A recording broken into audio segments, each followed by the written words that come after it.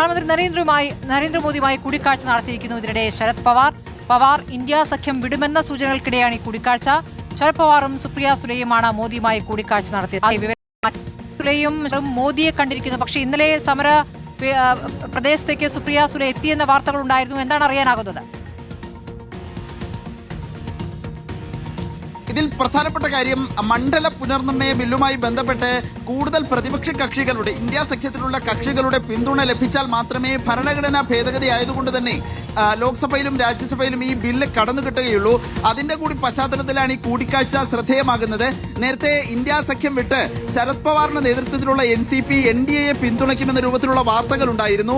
മഹാരാഷ്ട്രയിലുള്ള രണ്ട് NCPകൾ, ശരത് പവാറിന്റെ NCPയും മരിച്ച അജിത് പവാറിന്റെ NCPയും ചേർന്ന് ഒരു പാർട്ടിയായി മാറും, ലയിക്കും എന്ന വാർത്തകളും ഉണ്ടായിരുന്നു. അങ്ങനെ പലതരം വാർത്തകൾക്കിടെയാണ് പ്രധാനമന്ത്രിയെ പാർലമെന്റിലെ ഓഫീസിലെത്തി ശരത് പവാർ കണ്ടിരിക്കുന്നത്. ഒപ്പം മകൾ പാർട്ടി നേതാവ് സുപ്രിയ സുലെയും ഉണ്ടായിരുന്നു. ഇക്കാര്യത്തിൽ മണ്ഡല പുനർനിർണയ ബില്ലിൽ 8 ലോക്സഭാ MP മാരാണ് ശരത് പവാറിന്റെ NCP. ശരി, അതിൽ ഇപ്പോൾ